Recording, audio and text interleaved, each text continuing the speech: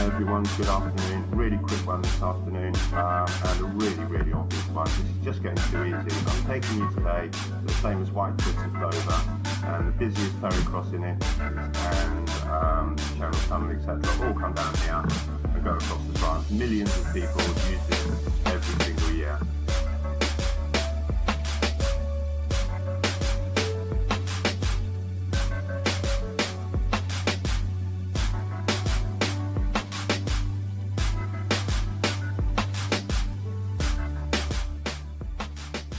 Now, the distance across from Dover to Calais is 18 nautical miles, or 20.7 actual miles. On davidsennesack.com, show you where we are, and he'll come down and do the calculations for us. On 20 miles, the curvature should be 264 feet. Okay. The height of the White Cliffs of Dover are 350 feet up to. So the very highest point of these cliffs is 350 feet. On the other side, Calais is much lower, is a much lower elevation. The actual town look is only 20 feet above sea level, so the hills around it are only 100 or so feet up. Again, we're talking about this distance of curvature, which should have rather a curvature of 264 feet, and these are a maximum of 350 feet, and this is much lower. Again, we're looking at 27 miles. If you just go and do a simple search on the White Cliffs of Dover from Calais, there are hundreds of these pictures, and everyone can see them. And although some of these do seem to be at an elevation, you can quite clearly scroll down and see that you can see them from sea level, from the beach, from sea level, all over. And I'm just going to quickly show you the map again before I go to a couple of pictures I've taken, because I'll say this is really quick and it's really obvious. Boulogne-sur-Mer down here, once you're on the beach beyond the harbour, you're looking at a distance of 30 miles, and the curvature of 30 miles should be 595 feet. Okay, well, I'll pop these down because I've saved a couple of pictures just so I can zoom them. To give you a view of where we are, this is Dover Castle's viewing point. The point of Dover Castle obviously is so they could keep an eye on the Frenchies, because well, quite clearly we were at war with them on and off for hundreds of years when the castle was built. Okay, we've got good elevation here, so I'm not claiming that this proves anything at all, but I'm just giving you a quick view of the elevations and what we're looking at. Coming out from sea level, however, on the other side, there is no way that there should be any land visible at all there. And I'm going to take you into some pictures on a nice clear day, just so we can see what I'm talking about. You can find these yourselves. However, we're quite clearly here at sea level. This is, you know, the equivalent to a chap standing up and taking a picture. And they are the White Cliffs of Dover. No question about it. We can see all of the White Cliffs of Dover in these images. And there are thousands of these online. It's, you know, it's not a secret by any means. Here we are, look, just above the beach, 30, 50 feet up, looking across at the White Cliffs of Dover.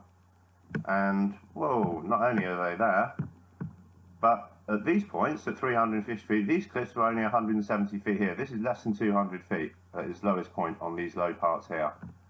Curvature, I'll just quickly pop you back to 264 feet at 20 miles. So none of this should be visible. None of this should be visible. We should only be able to see the very tops of the cliffs up here.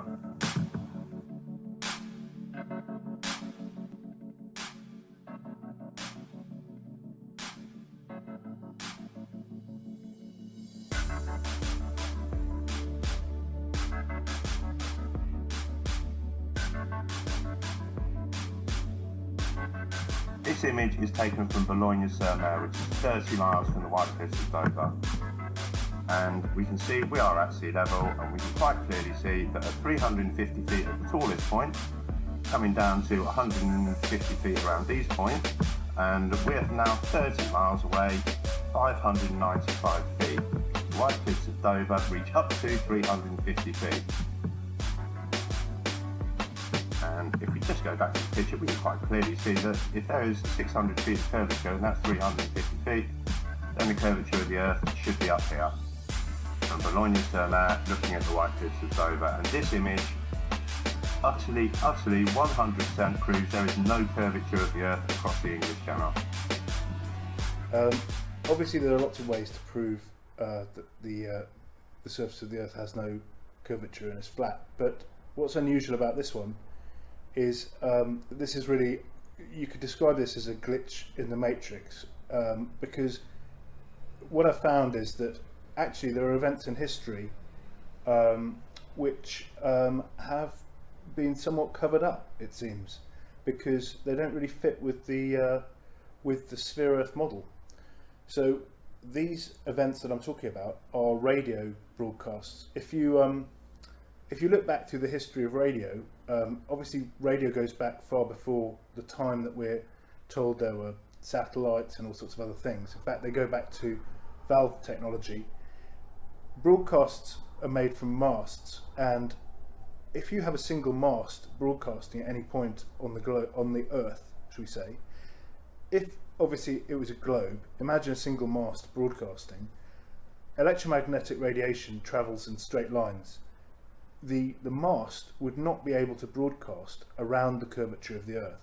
Now, if you look at, if you talk to shills and so on about radio, then they will, and you say to them, how is it that these radio broadcasts have reached, you know, all this way around the world? They will try and tell you that there's relays all over the place. However, back in the early part of the 20th century, no such thing existed. When radio was first used, there were broadcasts done which are impossible in the sphere Earth model, and the powers that be have tried to suppress knowledge of this. So if you were to go to the Wikipedia page, for example, on the history of radio broadcasting, you wouldn't see anything suspicious. If you try to look back at the early history of the British public broadcasts, which were known as the Empire Service, you won't really be able to find any details, because there are people that have been working quite hard to put all this down a memory hole. The Empire Service was the precursor to what's now known as the BBC World Service, and the Empire Service was broadcast from the UK and was broadcast to the entire British Empire.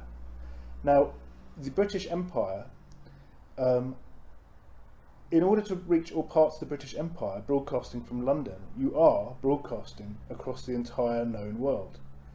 This is impossible unless the world is flat, essentially, because how would any mast be able to transmit around significant parts of the curvature of the Earth? It's completely impossible. So the Empire Service was in fact proving by its very existence that the sphere is impossible.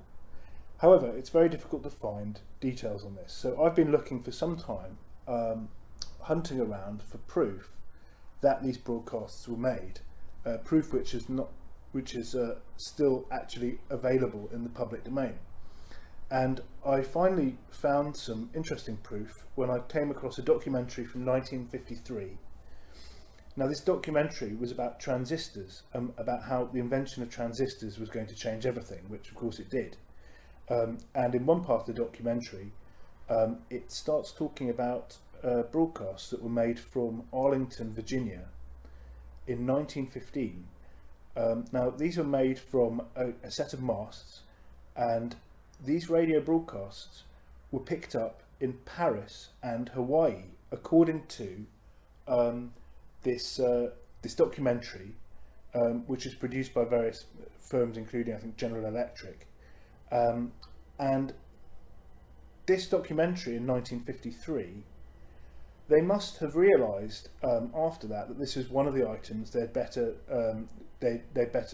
hide away, because it's only recently that this 1953 documentary has been re-released and is available. So I was watching this documentary, and sure enough, it started talking about these broadcasts, and actually put up a little graphic map which I've snapshotted. And so you can see that they're claiming that these broadcasts were made in Arlington, Virginia, were picked up in Paris and Hawaii, significant distances around the curved surface of the Earth. And unless someone has a way to explain how these signals somehow reach their destination, I mean, no doubt shills will start talking about freak atmospheric phenomena and weather conditions and God knows what. But actually, if you look at the history of these ideas that the atmosphere can interact with EM radiation, you'll see that those ideas were born after all of this, probably as a way to patch up the fact that it's completely impossible. Now, I don't think anyone has ever produced any evidence that radio waves, which you send up into the atmosphere, are going to get bounced down around the world, around the sphere of the world. What are they going to bounce off, and how does that work? And what is the evidence that there's any way for this to occur? It's just ridiculous. So I'm afraid they screwed up. They screwed up by being too proud of their worldwide transmissions, making a big song and dance about it, and then only too late realising that they just proved that the world is not a sphere. Anyway. Okay, so this evening, come up onto a place called Jenny Cliff, which is in Plymouth Sound. Just going to pan around a bit. I've got the camera, the P900 Nikon, on a flexible tripod. It's not perfect, but I'm just going to pan around so you can see the whole sort of sound area, as it's called, Plymouth Sound. And we've got Cornwall on the opposite side. I'm actually on the Plymouth side. And the sun is, as you can see, is pretty on its way. It's got about another hour to set. I'll try and keep the sun out. You can see the shine across the sound there. I'm just going to pan it round to what's called Plymouth Hoe. Get the sun out of my eyes a minute. Now, what you might see, I'll zoom in if I can, and that is Smeaton's Tower. Now, that was actually 14 miles out to sea on what was called the Eddystone Rock.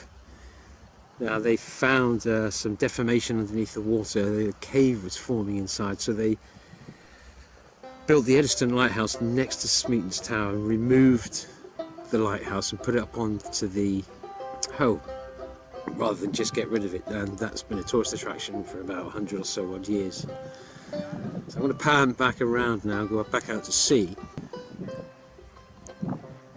14 miles out, on a good clear day, you can actually see the lighthouse and the stump together. I can just make out with my naked eye something beside the lighthouse.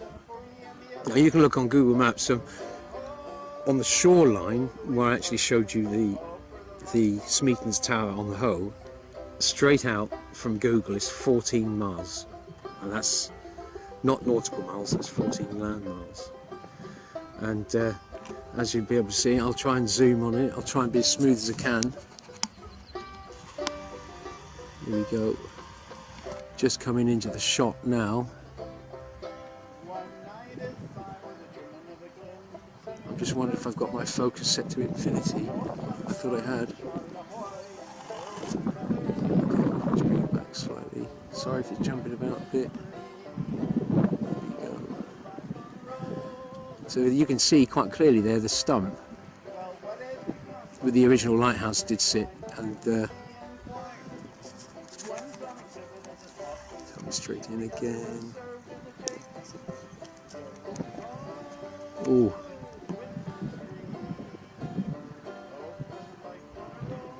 There we are, you can see the... Now, because of my height on Jenny Cliff, I'm probably about a generous 30 foot up. Alright, now I know at sea level 14 miles the curvature would be roughly about, I don't know, 60 odd feet. I can work it out later. I just wanted to get this video on tonight because it's such a good evening. And get that steady.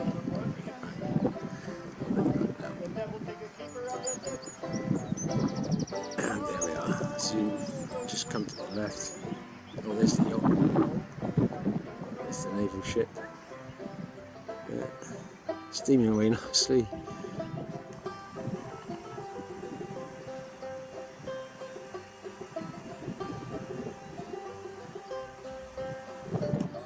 Back in. Okay, so I hope that was a nice perspective for everybody. Thanks for watching.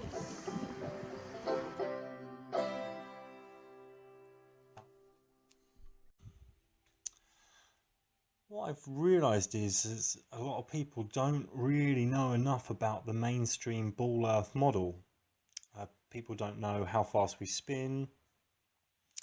They don't know when the moon's coming up, what phase the moon's in. A lot of people don't know what a solstice is. So a lot of people just sort of have this image on the left of the ball Earth. This image on the right is starting to gain momentum, and a lot of good information backs it up. So I just want to go through some of the key points for anyone new to this information, and later do a bit of theorizing and speculation as well. So as Nietzsche once said, sometimes people don't want to hear the truth because they don't want their illusions destroyed. That's often the case with a lot of new information. Around the 1400s, a lot of people were starting to think about the ball Earth due to some astronomers. And then Newton came along in the late 1400s with his gravity book that he didn't really complete. It was very fat and thick. And this man's still taught to this day. He's taught as being an academic scientist, but really he was an occultist, an alchemist, and a magician. It's kind of strange how the universities don't teach much about Newton the man, especially when they're hinging massive belief systems upon him. He's also had a lot of links to Freemasonry, which came out of the Knights Templar pretty much in the 1300s. So Newton's a guy that people don't know much about, but they're pinning a lot on him. Now this is the image and the dimensions everyone believes. This is in encyclopedias, schools, universities, and it shows the diameter around 13,000 kilometers. That's a lot of curvature to get through, you know. And what I did, I started researching spherical trigonometry to work out curvature, and I worked out that this is the correct one. Now from the observer, the first mile drops 8 inches, and the second mile drops 32 inches. It gets squared because we live on a ball and not a slope, and it keeps getting squared. Now, if this is correct, which everyone thinks it is, then this is correct. So in 100 miles of walking along the Earth, one would have dropped 6,666 feet. That's quite a lot of curvature. In 10 miles, one would have dropped 66 feet. One scientist I spoke to said I was wrong, this is wrong, and it's 8 inches per mile, full stop. And I sent him this and told him he lived on a pyramid and he should really give up science and take up golf or something. Now, curvature is really the main thing, one of the easiest things to grasp with the flat Earth model. What you can see is a lot of people with amateur rockets and amateur balloons are going up, and things look very flat. In this photo you can see the sun doesn't really look 93 million miles away. There's some more horizons looking very flat. The interesting thing here is the horizon is still at eye level. Now imagine you're a flea on a basketball. It's quite hard to imagine, but try. And you're a jumping flea and you jump up on top of the basketball. The horizon would go down. It would not stay at eye level. So if the flea jumps like 5 inches up, the horizon's going to drop. This doesn't happen on our Earth.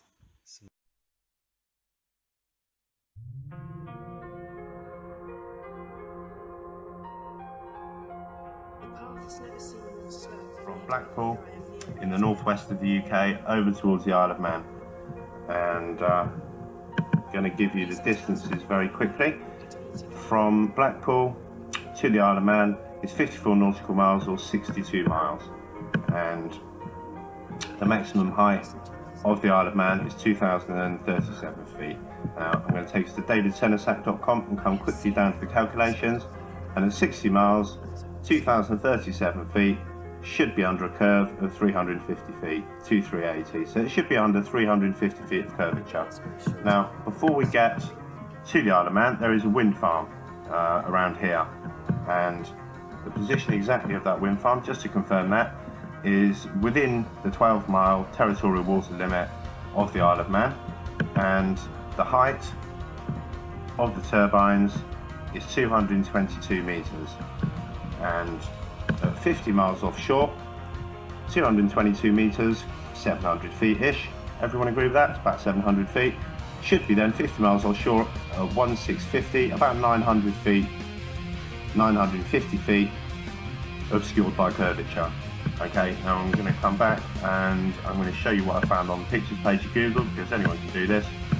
I was looking, thinking there probably be pictures of the lighthouses you might be able to see at night time from the mainland, but as you scroll down just a little bit, you'll notice that straight away we get pictures from the mainland of the Isle of Man and the wind farm in front of it.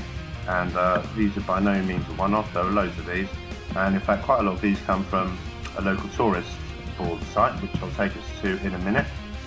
And I just want to bring this down to a couple of images here. Yeah. Okay, these two here, quite clearly we can see the Isle of Man here, we can see these in front. And I'm just going to illustrate that point by showing you a couple of pictures that I've downloaded so I can zoom them for you. These are the turbines, 222 meters, 700 feet tall. They should be obscured by a curve of 1650 feet, giving a difference of 900 feet. These should be 900 feet below the horizon. 900 feet below the horizon. Okay, this shouldn't be visible at all. The tallest point on the Isle of Man should be 350 feet underneath the horizon, and quite clearly we can see most of the Isle of Man here, though it's not the only picture by any means. You can find loads of these online. This one here shows the entire wind farm.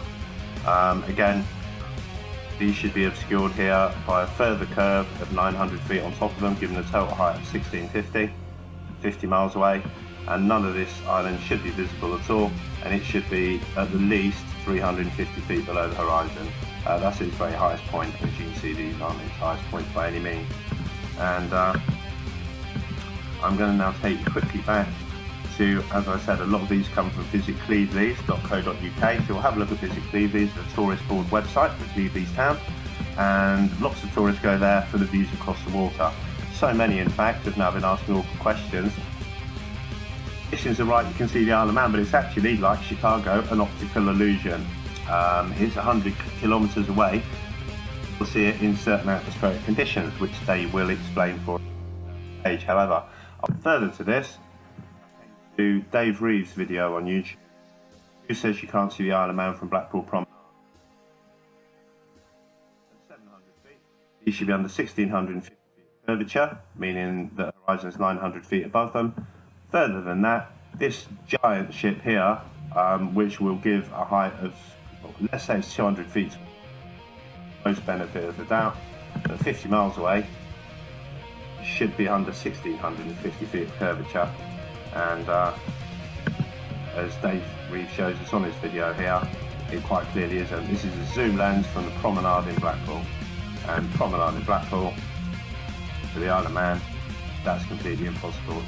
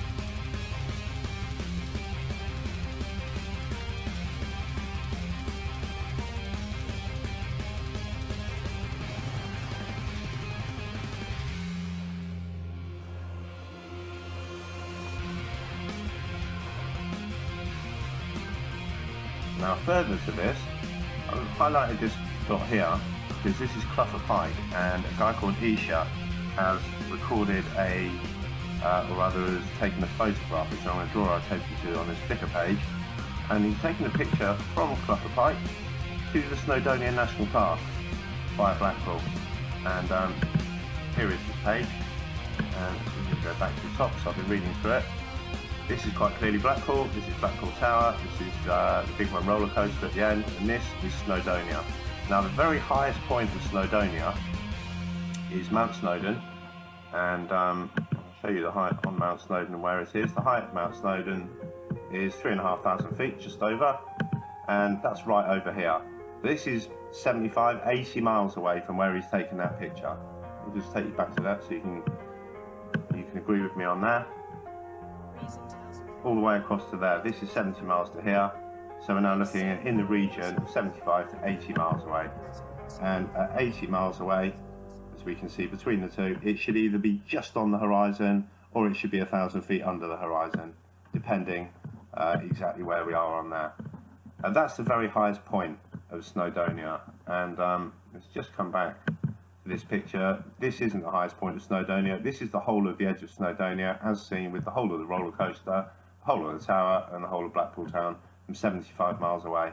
And this drew some attention on Isha's site because he got a bit of a conversation going about it. People pointed out that, mate, that's 70 miles away. And some other people said that can't be possible, it must be somewhere else. And so, no, they, Bazahir Lucas lined it up and he said, no, if you can see between the Blackpool Tower and the Pepsi Max, it's got to be Snowdonia. So they all then have a look and they say, yeah, I'm right, it is. Okay, and then they put it on to a Google Earth map for us to see. And if we come back onto here, we can see across there, it's quite happily, that that is 75 miles over to there, or rather 70 miles here, and we should not be able to see any of that, because at 70 miles, we should be under 3,240 feet of curvature. And let's just have a look at this on the big picture. Over 3,000 feet of curvature obscures these mountains, which aren't 3,000 feet high. There's not really anything else to say, it's utterly obvious.